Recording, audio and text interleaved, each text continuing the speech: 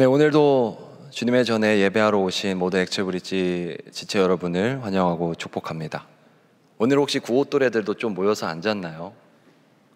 아니죠? 그래도 좀 몇 명 모여 앉아 있는 것 같은데, 오늘은 이제 드디어 구호 또래까지 지난 한 두세 달 동안 또래별로 함께 말씀을 나누는 주차의 마지막 주차인 것 같습니다. 저희 엑스브릿지 안에는 20살 04또래부터 이제 29살 이제 95또래까지 10년 동안의 그 터울이 이렇게 있는데요.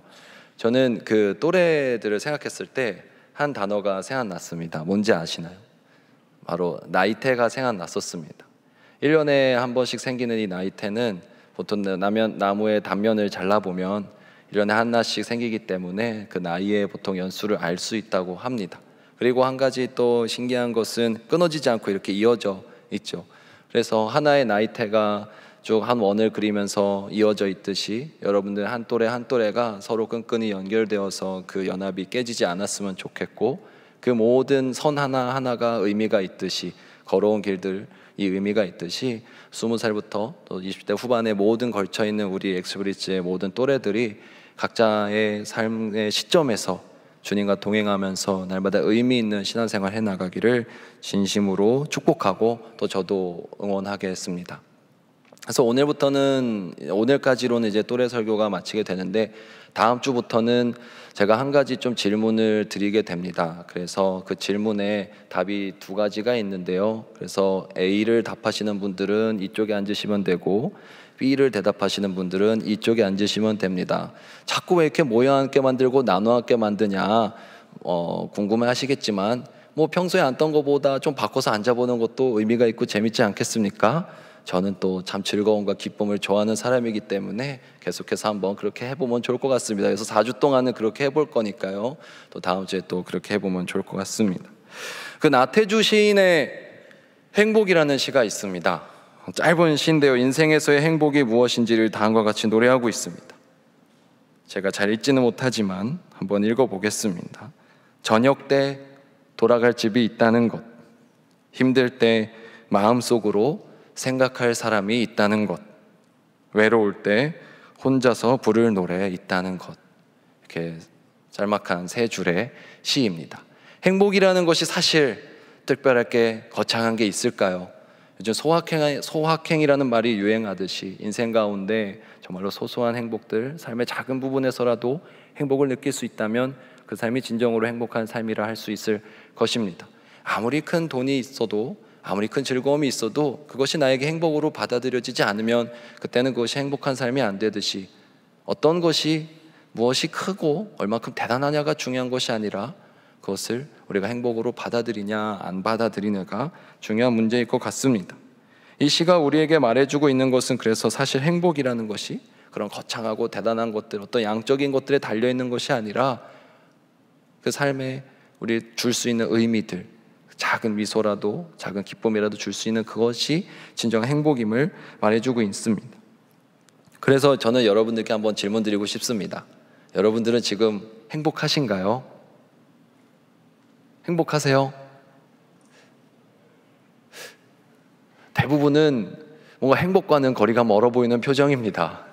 예배가 좀 졸리고 여기 오는 길이 좀 피곤해서일지는 모르겠지만 지금 나는 정말 행복해 보이고 기분이 좋아 보이고 요즘 내 삶은 정말 좋다라고 자신 있게 말할 수 있을 만한 분이, 지금 얼굴들 가운데 수심이 가득한 분이 너무 많아서 오히려 걱정이 되는데, 여러분들 삶 가운데 진정으로 나는 행복합니다, 그리고 그것도 예수 그리스도인을 인해서, 내 신앙의 기쁨으로 인해서, 은혜로 인해서 행복합니다라고 고백할 수 있는 그런 지체들이 많아질 수 있었으면 좋겠습니다.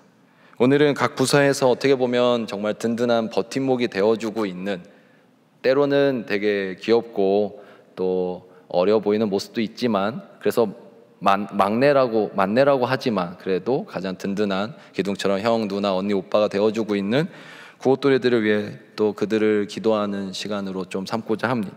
액부의 가장 최고 또래죠. 내년 2월쯤에는 이제 부서에서 또 졸업을 하게 될 수도 있는데 참 떠나보내기 아쉬운 지체들입니다. 근데 그와 동시에 지난 수개월간의 그 또래 설교 이제 대장정을 또 오늘 마치는 날이기도 한데, 구옷들의 여러분, 특별히 저는 구옷들의 분들을 놓고 기도하면서 묵상하면서 정말 어느 곳에 가든지 또 어떤 공동체에서 신앙생활 하든지 계속해서 이 행복이라는 단어가 그들 가운데 있었으면 좋겠다라는 생각을 계속 하게 되더라고요.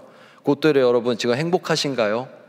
그리고 저는 여러분들의 신앙생활이 액부에서 끝나는 것이 아니잖아요. 계속해서 청년부가 되었든 또 다른 교회가 되었든 공동체가 어디가 되었든지 간에 여러분들의 삶이 그리고 신앙생활이 계속해서 행복할 수 있기를 진심으로 축복합니다. 만 나이가 올해 6월에 제정되긴 했지만 계속해서 새는 나이로 보면 이제 내년에는 30이라는 숫자가 이제 다가오거든요. 이 30이 주는 느낌이 참 또 다릅니다. 저도 30살이 되었던 때가 바로 엊그제 같은데, 그렇지만 정말 달랐던 것 같아요. 그래서 이 시기가 정말 중요한 것 같습니다. 어떻게 보면 내가 20대 마지막 시기를 또 보내며 만 나이로 쳐도 내년이 이제 20대 또 마지막 해가 될 것이기 때문에, 그래서 20대의 마지막 한 해를 보내고 또 30살, 30대의 삶을 준비하는 그 시점에 있어서 지금까지의 시간도 행복으로 기억됐으면 좋겠고 앞으로의 시간들도 행복한 삶들이 되었으면 좋겠다는 의미에서 우리가 이 시간, 이 오늘 씨 뿌리는 농부의 비유를 통해서 한번 행복한 삶이란 무엇인지, 또 그 행복은 어디에서 오는지, 무엇보다도 행복한 신앙생활은 우리가 어떻게 찾아갈 수 있는지 한번 생각해 봤으면 좋겠습니다. 행복이라는 주제만큼 우리 삶에 중요한 주제가 없는 것 같습니다. 사람을, 인간을 많은 표현들로 정의하지만, 그래서 인간이란 무엇인가에 대해서 우리가 하나의 표현으로, 좀 깔끔한 표현으로 정리하고자 하는 많은 시도들이 있는데요, 그 가운데에서 하나 대표적인 것은 바로 모든 인간은 행복을 추구한다, 모든 인간은 행복하기를 원한다라는 문장이 하나 그 예시가 되지 않을까요? 아마 여기서 나는 불행하기를 원한다, 나는 본능적으로 불행에 끌린다 하시는 분이 혹시 있으실까요? 우리는 본능적으로 또 자연스럽게 우리 마음 가운데 나의 삶의 방향은 행복해지기 위해서 행복을 원하면서 살아가고 있습니다.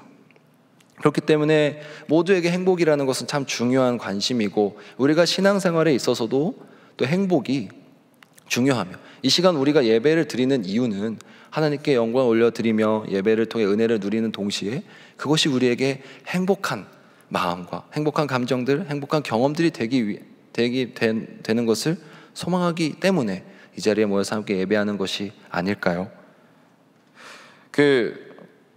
오래전 이미 그렇기 때문에 행복은 누구에게나 중요한 주제였고, 그래서 고대 철학자들도 행복에 대해서 많이 이야기를 하곤 했었습니다. 소크라테스나 아리스토텔레스와 같은 사람들도 행복에 대해서 얘기를 했고, 그 행복에 대한 주제, 그래서 이 오늘 말씀 주제가 이 에우다이모니아라는 것은 사실 그리스어로, 헬라어로 행복이라는 단어입니다. 옛날식으로 고전식으로 읽으면 에우로 시작하고 좀 더 그 이후 시대로 읽으면 유로 이제 읽히겠지만, 그래서 유다이모니아 또는 에우다이모니아로 읽히겠지만, 이 고대 철학자 아리스토텔레스와 같은 경우에는 그래서 이런 에우다이모니아를 사람의 탁월함을 나타내는 것으로 좀 개념을 설명하고자 했습니다. 그래서 행복이라는 것이 주로 지적인 활동에서, 지적인 부분에서의 행복이다, 이렇게 얘기를 했습니다. 그래서 행복이라고 했을 때 좀 세 가지 차원이 있는 거죠. 풍부한 지식, 또 훌륭한 판단력, 그리고 실천적인 지혜, 이런 것들이 이제 행복이다, 이런 것을 말한 적이 있습니다. 다양한 분야에 대해서 많이 알고 있는 그런 풍부한 지식이라든지, 또 선택의 순간에 가장 좋은 것을 분별해낼 수 있는 그런 분별력이라든지, 또는 내가 알고 있는 것들을 직접 삶에 실천할 수 있는 그런 실천력 있는 지혜, 그런 것들이 우리 삶을 훌륭하게 만들어주고 소위 좋은 삶이라 할 수 있는, 행복이라 할 수 있는 것을 만들어준다라고 설명한 것이죠. 근데 이런 것들은 철학자의 어떤 의견일 수 있을 것입니다. 그렇다면 신앙적으로 바라봤을 때 우리가 신앙 안에서 행복한 삶이란 무엇일까요? 또 우리 가운데 그것은 무엇으로부터 가능하고 어디서부터 오게 될까요? 오늘 우리가 읽은 비유는 참 잘 알려진 유명한 비유입니다. 아마 저 대신에 누구 한 지체 그냥 올라오라고 해서 설명하라고 해도 설명할 수 있을 정도로 이 비유를 모르는 지체는 아마 없을 것입니다. 한 농부가 씨를 뿌리러 나가죠. 그리고 이 농부는 하나님의 복음을 전하는 것을 의미합니다. 또는 그 사람을 의미하겠죠. 비유에는 서로 다른 네 종류의 땅이 나옵니다. 어떠한 땅에 떨어진지에 따라서 열매 맺는 정도의 또 결과에도 차이가 나타나죠. 그래서 우리는 이 비유가 의미하는 바를 좀 살펴볼 때 대략 세 가지 차원에서 좀 살펴볼 수 있을 것 같아요. 오늘 비유에서 무엇이 좀 중요하게 나오는 것 같습니까? 첫 번째는 뿌린 씨가 있을 것이고요, 또 씨가 뿌려진 땅이 있을 것이고, 그 씨를 뿌린 농부가 있을 것입니다. 하나씩 좀 살펴보도록 하겠습니다. 거꾸로 좀 가서 농부의 차원에서부터 살펴보겠습니다. 이 비유의 제목이 보통 무엇으로 알려져 있죠? 씨 뿌리는 사람의 비유, 그 농부의 비유로 알려져 있습니다. 그래서 주인공이 농부에 포커스가 맞춰져 있는 것처럼 보입니다. 맞습니다. 그래서 이 농부의 차원이 되게 중요합니다. 농부의 그 행동이 중요하다라는 것을 좀 의미하고 있는 비유일 수 있겠죠. 이 농부의 관점에서 한번 살펴보겠습니다. 한 가지 중요한 궁금점이 생기게 됩니다. 왜냐하면은 이제 네 가지 땅이 있는데요, 농부는 씨를 뿌릴 때 농사를 지으면서 당연히 농사를 잘 지어야지 농부에게는 좋은 일일 텐데, 이 네 가지 땅이 그대로 남겨져 있습니다. 좋은 땅이 있지만 가시떨기도 있고요, 그 얕은 돌밭도 있고, 아예 길가에도 이게 씨앗이 막 뿌려지게 됩니다. 그럼 왜 농부는 그런 땅을 내버려 뒀을까? 그리고 왜 그런 땅에도 씨를 뿌렸을까? 좋은 땅에만 골라서 씨를 뿌렸으면 될 텐데 하는 생각이 들 것입니다. 이것은 당시 팔레스타인 지역에 그 예수님이 살고 계셨던 유대 지역의 상황을 좀 보면은 알 수 있는데요, 어떤 농사의 효율적인 것을 생각했을 때, 효율성을 생각했을 때 먼저 씨를 어디에나 막 다 뿌린 다음에 그 다음에 땅을 경작하는 방식을 오히려 택했다고 합니다. 그러니까 이 비유가 엄청 색다른 당시의 농경 방식에서 벗어나는 어떤 행동을 한 것을 말해주고 있는 것이 아니라 을의 농사 짓는 모습을 말씀해 주신 거예요. 어떻게 보면 그냥 그것을 한번 다시 쭉 장면을 보여주신 거란 말입니다. 그러니까 사람들이 들었을 때는 농사 방법이 특이하다, 특별하다라고 느끼지 않았을 겁니다. 원래 그렇게 하지, 씨를 뿌리다 보면 거기도 뿌려지고 여기도 뿌려지겠지 라고 생각할 수밖에 없었을 것입니다. 그러니까 이 비유는 중요한 한 가지 차원을 그래서 감추고 있다라고 얘기하고 있는 것이죠. 무엇일까요? 그것은 바로 이 농부가 씨를 뿌려서 땅에 떨어져서 결실이 맺어지고 끝났다가 아니라 무엇인가를 촉구하고 있다는 것입니다. 바로 농부의 그 후속 작업이 원래 중요하다. 농사의 과정에서 이제 땅을 기경하는, 땅을 가꾸는 그 과정이 중요하다라고 말한다라고 볼 수 있는 것입니다. 그래서 농부는 씨를 뿌린 이후에 땅을 열심히 가꾸어야 하는 사람입니다. 그런 역할이 있죠. 왜냐하면 자신이 뿌린 씨를 살리기 위해서, 그러니까 돌을 뽑아내고 또 가시떨기를 제거해내고 하는 과정들이 농부에게 분명히 필요하다는 것입니다. 그러니까 이 비유는 여기서 결과적으로 끝난 것이 아니라 이 이후에 있어야 될 농부의 노력을 말한 것이며, 그것을 우리 삶에 대입해서 봤을 때는 우리도 그와 같이 같은 노력들을 해야 된다, 선택이 중요하다, 이런 차원을 말해주고 있는 것입니다. 여기까지 들었을 때 어떠세요? 이것은 제가 한 얘기가 아니고 비슷한 얘기로 김호경 교수님과 같은 어떤 예수가 하려던 말들과 같은 책의 그런 비유에 대한 설명에서 나오고 있는 내용들입니다. 그런데요, 저는 우리가 비유를 해석할 때 지금 이 씨 뿌리는 자의 농부라고 해서, 씨 뿌리는 사람의 비유라고 해서 이 씨를 뿌리는 농부의 차원에 집중해야 된다라고 해석하는 경우들이 있지만, 사실 저는 오늘 우리의 주제인 행복한 삶에 대해서, 행복이라는 신앙생활에 대해서 연관 지을 때는 조금 다르게 봐야 된다라고 생각합니다. 왜냐하면 이 비유를 잘 읽어보시면 한 가지 중요한 부분이 있는데요, 씨를 뿌리는 그 농부는 처음에 한 번 나오지 않습니다. 그래서 농부의 어떤 주도적인 활동이나 그의 노력이나 행위가 이 비유에서 중요한 차원을 차지하고 있지 않고, 뿌려진 씨와 땅이 어떻게 그 결과를 맺어가는지에 좀 더 집중하는 것처럼 보입니다. 그렇기 때문에 우리가 오히려 이 비유에서 너무 이후의 과정까지 열어놓고 해석을 하면서 농부의 어떤 노력이 중요하다, 농부가 이후에 선택을 해서 좋은 땅으로 가꿔 나가고 가시떨기를 제거해내가고 이런 식으로 다 후속 조치들이 필요하다, 노력이 필요하다, 그러니까 여러분들도 신앙생활에 있어서 가만히 있지 말고 나가서 더 열심히 살고 뭔가 후속 조치를 해나가며 거기서 멈춰있지 마십시오라는 차원으로 좀 해석되지 않기를 바랍니다. 여러분, 우리의 삶에 있어서 행복이라는 것이 우리의 어떤 행동에, 우리의 노력에 달려있다라고 혹시 아직도 생각하면서 나아가고 계신 지체가 있다면 우리의 그 마음을 잠깐 내려놓을 수 있으면 좋겠습니다. 행복이라는 것은 우리가 쟁취하는 것이 아니라, 우리가 찾아내고 우리의 노력에 의해서 맺혀지는 것들이 아니라 처음부터 하나님 뜻 안에 있는 것임을 우리가 한번 다시 기억했으면 좋겠습니다. 세상의 방식은 오히려 우리의 노력과 행위를 강조한다면, 하나님의 방식은 오히려 그 마음을 내려놓고 하나님이 일하시기를, 하나님이 주시는 것을 기대하는 삶이 아닐까요? 많은 사람들이 그렇게 예시를 들죠. 이런 컵이 있을 때, 뭔가 부어주시려고 하는 애가 있을 때, 하나님께서 우리를 뭔가 주시려고 할 때 뚜껑을 열어야지, 그리고 이거 들고 마셔야지 하는 차원들. 물론 어떤 맥락에서는, 어떤 상황에서는 그것이 맞는 표현일 수도 있고 중요한 비유가 될 수도 있겠지만, 그러나 결국에 항상 중요한 것은, 변함없는 사실은 우리의 행동에 무엇인가, 행복이 달려있다라는 것이 아니라, 행복은 하나님께로부터 오는 것이며, 우리가 해야 될 것은 더욱더 노력해야 되고 나의 삶에 무엇인가 더 변화를 가져야 되는 차원이 아니라, 진정한 행복이 어디로부터 오는지를 다시 생각하는 것임을 우리가 기억했으면 좋겠습니다. 신앙생활에서조차 우리가 노력으로 무엇인가를 얻어내려고 한다면 얼마나 피곤할까요? 여러분들은 이미 삶에서, 가정에서, 직장에서 치열하게 살고 계신데, 교회 와서마저 경쟁적으로 행복을 쟁취해내야 되고 내가 먼저 주워 먹어야 되는 것이라면 얼마나 힘든 삶이 되겠습니까? 그러니 여러분, 우리가 한번 다시 주님께서 부어주시는 은혜를 잠잠히 기대하며 기다렸으면 좋겠습니다. 그리고 이미 너무 많이 애쓰고 계시고 너무 많이 잘하고 있습니다. 그럴 때는 오히려 나의 노력들, 나의 그런 생각들을 잠시 내려놓고 주님 안에서 쉬실 수 있는 우리 모두가 되었으면 좋겠습니다. 농부의 관점에서 봤을 때는 그런 노력의 차원으로 비춰줄 수 있을 것입니다. 근데 우리가 주님을 의지한다는 것은 행복한 삶이 나에게 달려있다기보다는 하나님께 달려있다는 것을 기억하는 것이 되겠죠. 그래서 이 비유에서 강조하는 것은 오히려 농부보다는 땅이나 씨가 될 것 같다는 생각이 듭니다. 그럼 땅을 한번 살펴볼까요?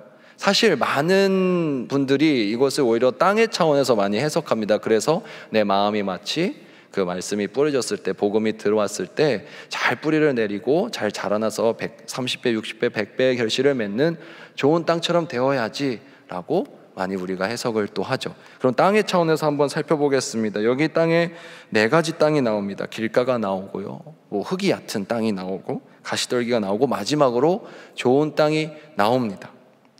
그리고 이 씨가 어떤 땅에 떨어졌는지에 따라서 우리의 그 복음의 생장 속도, 자라나는 속도의 차이가 나타나고 나중에 결과물이 차이가 나타나는 것을 보게 될 수 있습니다. 그러면 이 비유를 만약에 우리가 그런 땅의 차원으로, 땅의 관점에서 또 생각해 봤다면 어떠한 생각이 같이 따라오게 되죠?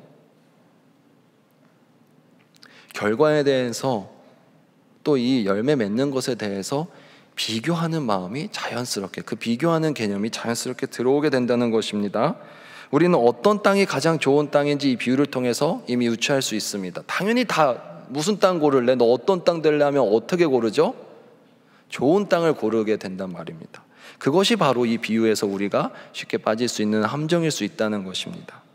결실을 맺어서 100배나 맺고 그 결실을 잘 내는 것들. 사랑하는 여러분, 행복의 차원이 아까 농부의 차원에서 본 것처럼 노력을 더 해야 되고 뭔가 엄청난 행위를 해야 된다는 것에서도 아니고, 또 땅의 차원에서 봤을 때도 마찬가지라는 것입니다. 뭔가 더 좋은, 외적으로 봤을 때, 세상적인 관점에서 봤을 때 좋은 결과를 내고 더 훌륭한 결실들을 맺는 삶이 행복한 삶이라면, 그런 차이로 인해서, 그런 비교가 이루어질 수 있는 차이라면 오히려 우리가 신앙생활을 통해서 얻고자 하는 행복과는 또 다를 수 있다는 것이죠. 여기 가운데 누구는 길가같이 되는 삶이 되고 싶고, 누군가는 또 얕은 돌밭, 가시떨기와 같은 그런 밭이 되고, 그런 행복을 이루지 못하는 삶이 되고 싶을까? 누가 그런 삶을 원하겠습니까? 다 똑같죠? 다 좋은 땅이 되고 싶을 것이고, 다 좋은 결실을 맺고 싶게 될 것입니다. 그렇다면 자연스럽게 경쟁이 이루어지게 되고 우리가 원하는 바가 다 한 곳으로 몰리게 됩니다. 사랑하는 여러분, 결실을 맺고, 이 농사는 결국에는 결실을 잘 맺고 그것을 잘 키워내는 것인데, 우리가 나의 삶의 신앙생활에 있어서 행복이라는 개념과 연결지어 오늘 비유를 해석해 봤을 때, 그럼 결국에는 집중해야 될 차원은 어떤 차원일까요? 바로 뿌려지는 씨를 우리가 같이 바라봤으면 좋겠습니다. 오늘 씨가 나올 때 30배, 60배, 100배의 결실을 맺는 것으로 나옵니다. 근데 이것이 얼마나 현실성 있는지 한번 살펴보면은, 당시 어떤 씨를 뿌렸을 때 이 수확률이라고 하죠. 하나를 거뒀을 때 하나를 심었을 때 거둬들이는 그 양을 봤을 때 보통은 7배에서 15배 정도, 7에서 15배 정도의 그런 수확률을 갖는다고 합니다. 그러면 30배, 60배, 100배라고 했을 때는 정말로 일반적인 그런 보편적인 수확률과는 비교될 수 없을 정도로 최소 한 두세 배에서 최대 한 거의 10배에 이르는 정도까지의 수확률을 보여주는 씨였다는 것이죠. 그러니까 이 씨 자체가, 뿌려지는 씨가 평범한 씨도 아니고 나쁜 씨도 아니고 매우 좋은 씨라는 것입니다. 이 비유에서 말하고 있는 차원 중에 하나 중요한 것은 바로 이 뿌려지는 씨, 곧 하나님 나라 그 복음을 의미하는 것인데, 그 씨가 매우 좋은 씨이며, 이 씨가 좋은 땅에 뿌려졌을 때 그만큼 좋은 결실을 맺을 수 있는 많은 가능성과 많은 가치를 갖고 있다는 것을 나타내고 있습니다. 사랑하는 여러분, 우리 신앙생활에 있어서 우리가 농부의 차원이라든지 땅의 차원으로 접근하기보다는 우리에게 원래 주어주신 그 행복을 다시 한번 집중해 봤으면 좋겠습니다. 제가 늘 우리 삶에 살아가는 데 있어서 중요한 가치, 중요한 단어들, 개념을 세 가지 말씀드리고 있습니다. 하나는 what이 있고요, 하나는 how가 있고, 또는 why가 있습니다. 맥락에 따라서, 주제에 따라서 강조되는 부분이 다릅니다. 우리가 아무렇게나 막 하지 말고 왜 하는지가 중요하다라고 할 때는 신앙생활에 있어서 Y가 중요하겠지만, 오늘 제가 드리고 싶은 말씀은 우리 삶에 있어서 행복을 놓고 기도할 때, 또 행복한 삶을 위해서 우리가 무엇인가를 이제 해야 할 때 우리가 오히려 집중해야 될 것은 What의 차원에 집중해야 된다는 것입니다. 어떻게 하면 행복한 삶을 더 이루어내고, 또 어떻게, 왜 행복한 삶을 이루어내야 하는지, 이런 이유와 어떤 방식들에 대해서 생각해 보기 이전에 앞서서 우리 삶의 진정한, 여러분의 삶의 진정한 행복이 되어줄 수 있는 그 분을 다시 한번 발견하실 수 있게 되기를 소망합니다. 왜냐하면 행복이라는 것은 그런 상대적인 것에서 오는 것이 아니라, 비교할 수 있는 것에서 오는 것이 아니라, 여러분들 각자의 마음 가운데 예수 그리스도로 인한 진정한 삶의 행복을 발견할 때야만이 진정으로 행복이 찾아올 것임을 저는 소망하기 때문입니다. 사랑하는 여러분, 우리 삶 가운데 우리가 각자 생각하고 있는 행복에 대한 부분들이 많이 있습니다. 누군가는 건강이 될 수도 있고요, 누군가는 성적이 될 수도 있고, 또는 물질이나 다른 외적인 부분들이 될 수도 있겠죠. 그러나 우리가 이 자리에 모여 있는 것은, 저는 적어도 여러분들의 삶 가운데 내 삶의 진정한 행복은 예수 그리스도다, 그분만으로 족해야 된다라고, 그래도 거룩한 지향성을 갖고 있기 때문에 이 자리에 매주 모여서 예배 드리시고 있다고 저는 믿습니다. 그리고 그것이 입술로만 하는 고백이 아니라, 생각에만 갇혀있는 마음이 아니라, 것들이 아니라 진정으로 여러분의 삶 가운데 그렇게 이루어졌으면 좋겠어요. 입술로만 나의 행복이 예수 그리스도입니다, 나의 모든 것이 예수 그리스도입니다 말하는 것이 아니라, 진정으로 예수 그리스도 한 분만으로 기쁨을 누리고 행복하다 누릴 수 있는 여러분이 되기를 소망합니다. 그런데요, 한 가지 안타까운 것은 여러분들 가운데 그런 사람이 별로 없어 보여요. 왜냐하면은 제가 여러분께 다가가고 있는 이유가 뭘까요? 지금도 예배 지도하지 못하고 보면서 들으시는 분들이 너무 많기 때문입니다. 여러분 오늘 예배 왜 나오셨어요?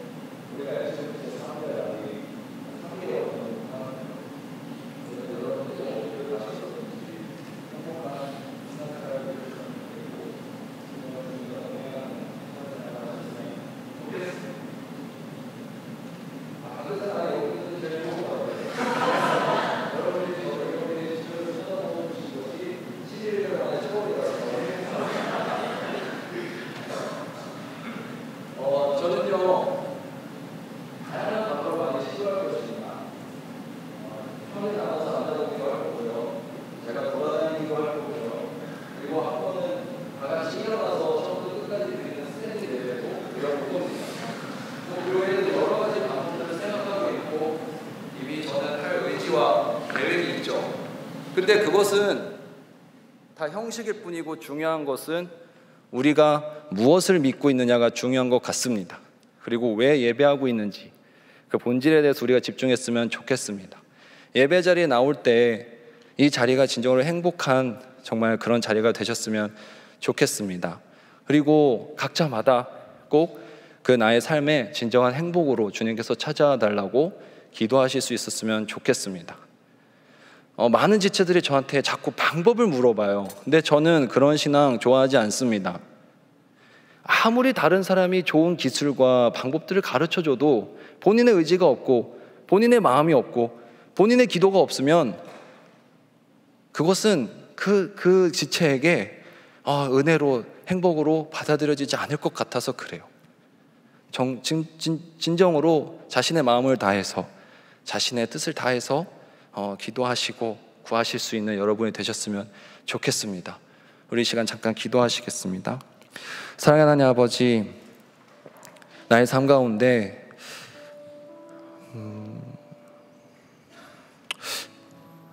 다시 한번 본질을 정말 예수 그리스도만을 생각하는 우리가 되기를 소망합니다. 여기 가운데는 10년, 20년째 신앙생활을 하고 있어서 어느새 마음의 굳은 살처럼 너무 무뎌져 버려서 매주 드리는 예배가 단순히 습관처럼 드려지고 또 의뢰하는 것처럼 너무나도 자연스러워서 숨 쉬는 것처럼 느껴질 때가 있습니다. 하나님 아버지, 가장 무서운 것은 자연스럽게 내가 숨을 쉴 수 있고 내 심장이 멈추지 않고 뛰고 있다는 것이 어느 순간 너무나도 자연스럽고 당연한 것처럼 느껴져서 내가 이렇게 숨을 들이마시고 쉴 수 있다는 것, 그리고 내 심장이 멈추지 않고 뛰고 있어서 내가 내일도 또 아침에 눈을 뜰 수 있다는 것이 얼마나 감사한 것인지를 잃어가고 있다는 것이 참 슬픈 것 같습니다. 주님, 나의 신앙생활이 그런 나의 숨 쉬는 것, 심장 뛰는 것처럼 당연한 것이 되지 않게 하여 주시옵소서. 주님, 이 자리에 모여있는 우리 지체들의 마음 가운데 예수 그리스도를 만나러 오는 예배의 자리가 그저 자연스럽게 숨이 쉬어지고 심장이 뛰는 것처럼 그저 아무것도 아닌 몸이 건조한 것이 아니라 나의 삶 가운데 진정으로 정말 참 행복이며 감사한 순간들이 될 수 있도록 주님께서 만나 주시옵소서. 우리가 서로 아무리 가르쳐 주려고 해도 또 스스로 노력으로 해서 얻으려고 해도 결국엔 얻어지지 않는 것을 고백합니다. 주님, 오늘 말씀 가운데 씨 뿌리는 비유를 통해서 우리가 기억할 수 있는 것은 정작 가장 중요한 것은 씨를 뿌리는 농부의 노력도 아니요 그 씨가 뿌려지는 땅도 아닌 결국엔 그 씨앗에 있음을 고백합니다. 주님, 이 땅 가운데 복음의 씨앗으로 오신 예수님을 다시 묵상합니다. 나의 마음이 만약 좋은 땅이 아니라면 주님께서 우리 마음을 가꿔주시고 또 나의 노력이 아직도 부족한 농부라면 주님께서 도와주셔서 우리 모두가, 이 자리에 있는 우리 모두가 그 주님께서 주신 행복이라는 씨앗이, 그 복음의 진리라는 그 씨앗이 열매를 맺어서 내 삶 가운데 30배, 60배, 100배의 결실을 맺을 수 있는 우리 모두가 되게 하여 주시옵소서. 주님은 그러실 수 있는 분임을 신뢰합니다. 믿고 의지하며 나아가오니 주님 우리 가운데 함께하여 주시옵소서. 모든 것 주님께 맡겨드리며 예수 그리스도 이름으로 기도드립니다. 아멘.